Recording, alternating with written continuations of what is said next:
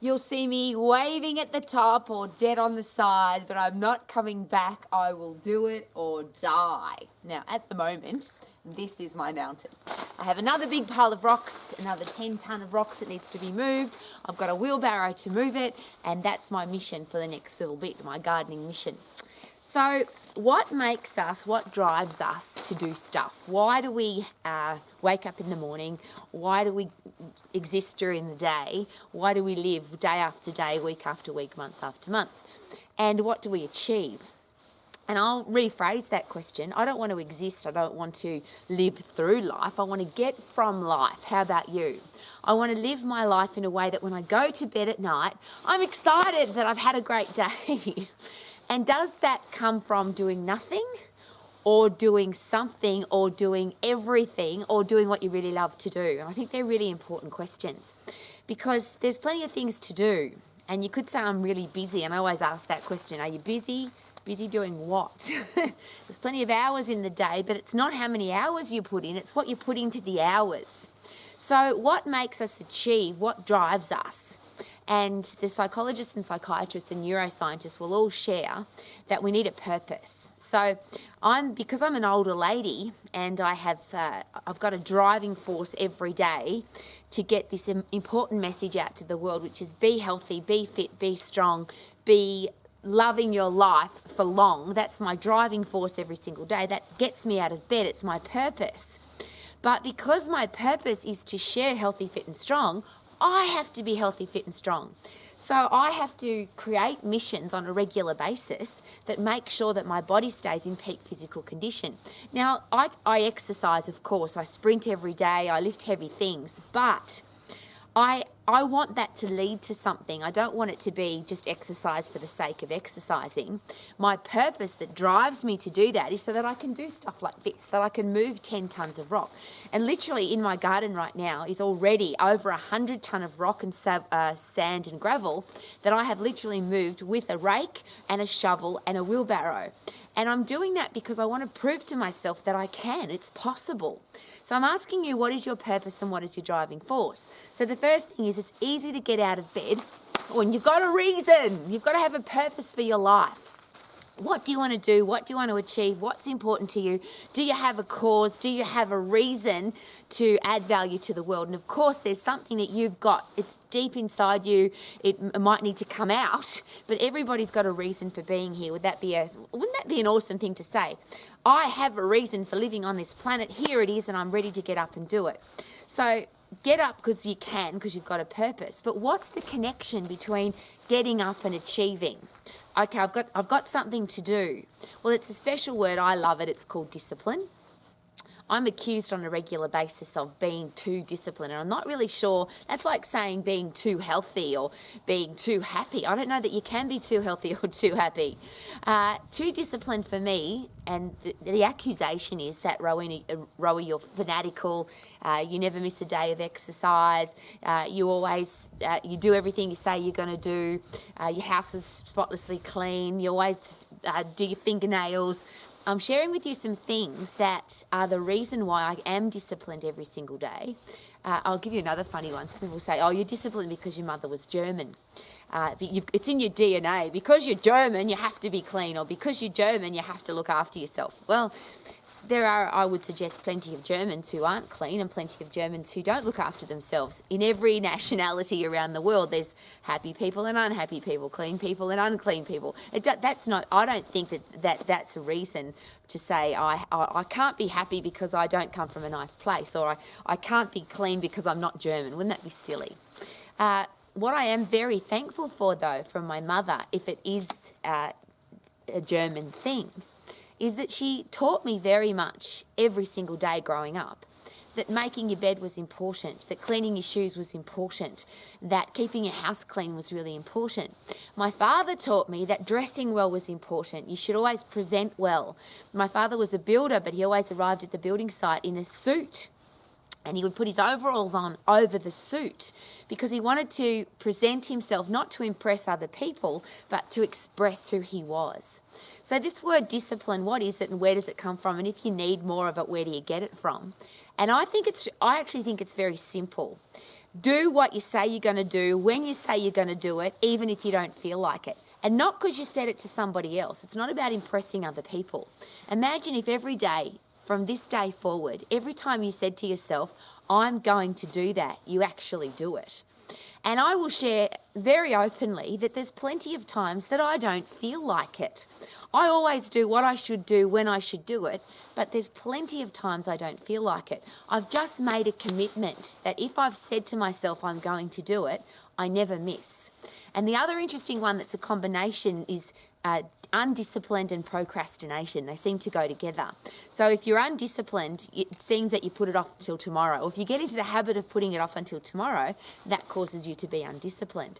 So here's the key, the secret, the special ingredient to making sure that you achieve everything. If you say you're going to do it, bloody do it. If you've got something to do and it's important to you, and that's probably a very important question, if it's not worth doing, why are you doing it? If it's wasting your time, if it's not adding value to your life, if it's not giving you something that's important to you, don't do it. But if it is important, or it is going to make your life better, or it is going to help make you fitter and healthy and stronger, or be more financially free, or better educated, or wiser, or stronger, if that's important, and should those things be important, then why would you put it off, even if you don't feel like it? So I use the example of exercise. People say to me, Rowie, how do you exercise every day? That's so fanatical. Well, as I always share, I brush my teeth every day, don't you? I have a shower every day, don't you? I eat food every day, don't you? You might not. You might be an intermittent faster that eats every second day, but you eat food on a regular basis. I drink water every day. I clean my house every day. I wear clothes every day. Exercise has just become a part of my life. I don't have to fit it in. It just is in my life. So what if everything that you need to do becomes a normal part of life? If you would never miss brushing your teeth, and I hope that you never know what it's like to not brush your teeth for a few days, but if that's ever happened to you, how does it make you feel? Oh, yeah. Well, that's how I feel if I don't exercise, so I don't want to feel like that. I know what it feels like, excuse me, I know what it feels like to not be healthy, fit and strong. Because when I was 10 years of age, I was a chubby kid with pimples on my face, buck teeth. I didn't like what I saw in the mirror, and I was bullied at school because of that. And somebody very openly shared with me, Rowie, you're chubby. I don't know whether she said chubby or fat, but she said one of those things. And it wasn't fat shaming, it wasn't nasty, it was just the truth. I was 10 years of age and I was overweight. And I didn't want to be overweight. I just looked in the mirror and said, yep, she was right. And I started exercising, and I haven't missed a day since. I haven't missed a day of brushing my teeth or having a shower either. So here's a simple tool. What do you want to do? What do you want to achieve? If it's really important to you, do it. When you should do it, even if you don't feel like it. But there's two parts to that I think are pretty unimportant, because we all know what we should do, yeah? And we all know when we should do it. It's just that we don't do it when we don't feel like it. So you can actually take the first two parts out and just say, I'm just going to focus on, I'm going to do it even if I don't feel like it. So if it's cold, hot, windy, raining, tired, injured, doesn't matter, I always exercise. Even if I've got serious injury, I always find a way to exercise because I've made a commitment. I'm not going to miss my exercise. Not even because it adds physical value to my life, but because it adds mental value to my life. It makes me feel good about myself. It makes my body feel good. It makes my brain fill up with happy drugs so I can think clearly and do everything else that I need to do. So how about start with this? What's important to you? And if you got to the end of your life and you had to look back over your life, would you be sad that you hadn't done it? Would you have regret? What a horrible thing that is, a regret. I wish I could have, should have, would have, but I didn't.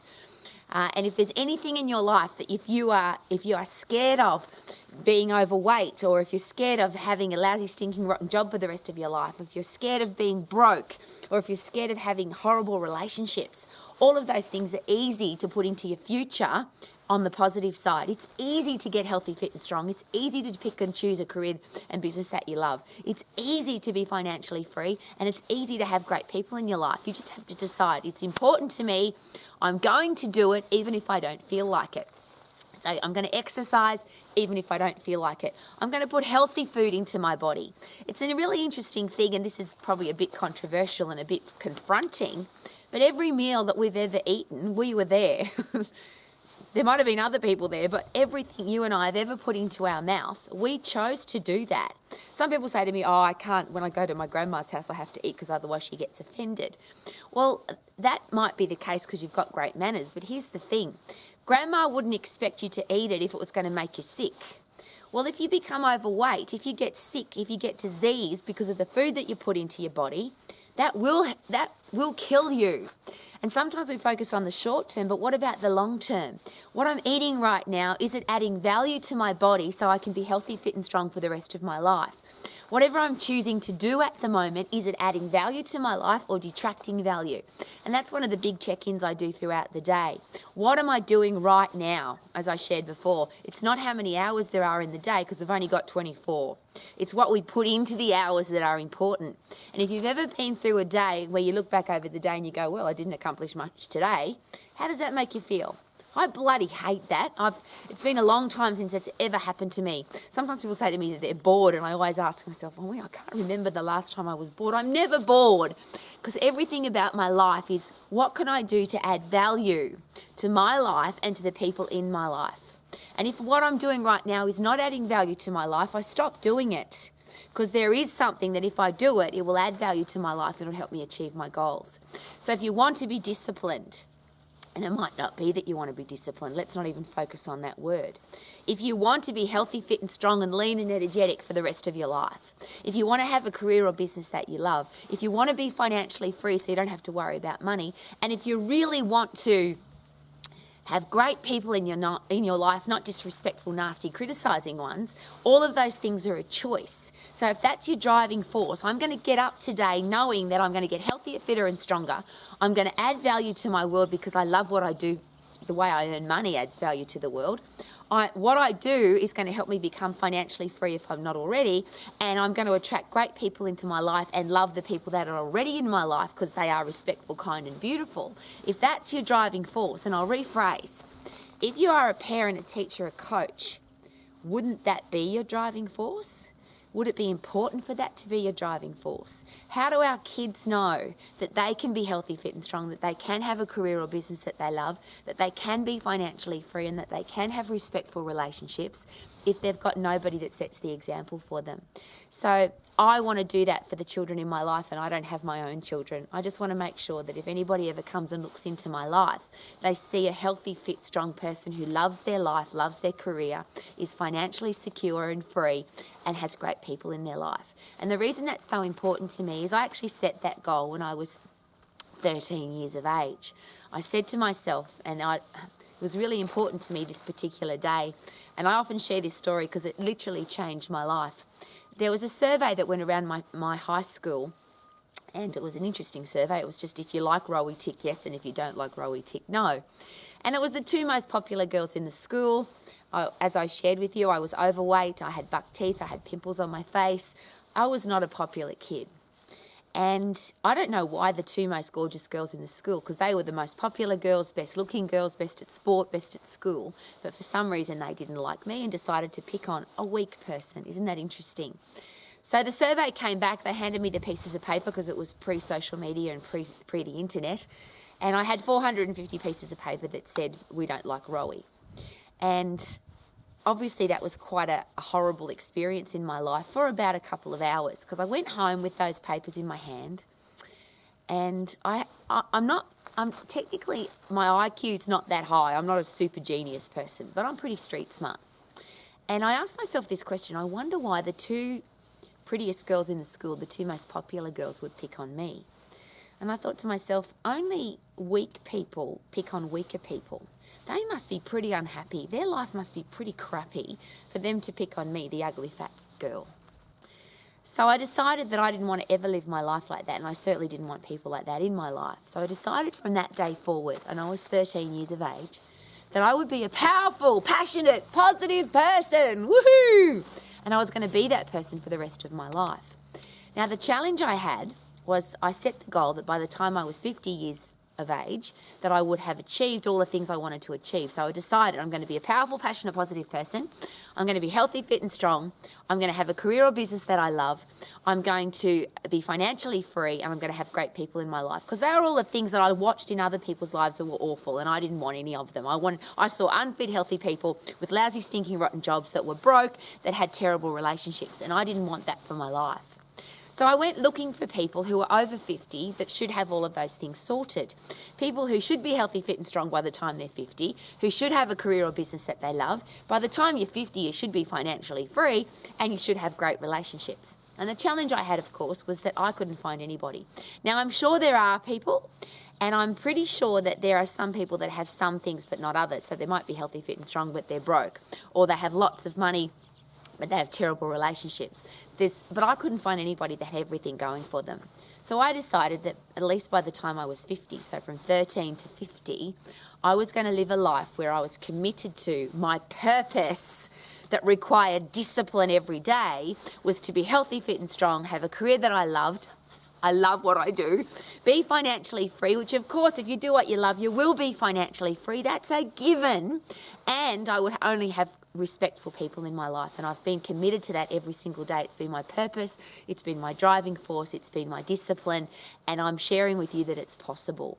So if you decide today how you're going to live your life, and you know what you're going to do, you know when you should do it, which is every day. So the only technical part there is do it when you don't feel like it. But just say, I'm never going to miss.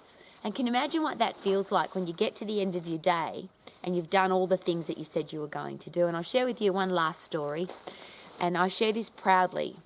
I listened to a gentleman who had run every day for 10 years. When I heard that, I thought, what a great goal. I exercise every day anyway. So I'm going to make a commitment that I exercise every day, but sometimes I've had injuries. But I made a commitment that I was going to run every day for 10 years. And I would love for you to just imagine what it feels like. It was the 31st of December. We were living in New Zealand, and I touched the house after my run on the 31st of December. And I had run every day for 10 years. And I turned to Kayman and I said, I've done it. Today's the day. I've run every day. I haven't missed. Now, interestingly, I had a very serious knee injury that needed some sorting. I might have had to have a knee reconstruction, which luckily I didn't. But I wasn't going to get even looked at until the next year because I'd made a commitment for 10 years. So I did that 10 years. Now, here's the thing. I had the best 10 years of my life, but every year gets better. The things that I achieved in that 10 years are mind-blowing. Literally, when I look back over those 10 years, I just go, look what happened. But is it possible that if you make a commitment to one area of your life to be disciplined, that it will affect other areas of your life? If you decide that if I make a commitment, I'm going to do it when I should do it, even if I don't feel like it. And I promise you that many, many times in that 10 years, I was tired, jet-lagged, had a sore foot, had a headache, any form of injury. There was lots of reasons that I didn't need to exercise. I didn't feel like it. But for 10 years, I didn't miss. Interestingly, the first year, before the 10 years, so technically it was 11, the first year I missed a couple of days. I can't remember, it was 1 or 2 days. And I actually had to write in my diary that I went through 365 days and I hadn't done my 365 days of running, and it felt terrible. So I knew what it felt like to make a commitment and not stick to the commitment, and I never wanted to feel like that again. So I'm asking you this question: what do you want? When are you going to achieve it? Are you excited about it? And if you are, and you've got a dream, a vision, and you're going to do something, don't let anybody stop you, especially yourself. Don't let your lack of discipline stop you from achieving your goals. Could that be a good idea? So here's the great question. Will you do what you should do when you should do it, even if you don't feel like it? Your mountain, will we see you waving at the top or dead on the side because you're not coming back? You'll do it or die. Here's a story. My name's Rowie and I live life to the max. How about you at Romax? Woohoo! Ha ha! I feel good. Na na na na na na na. I knew that I would now. Na na na na na na na. So good. Yeah, so good. Woohoo!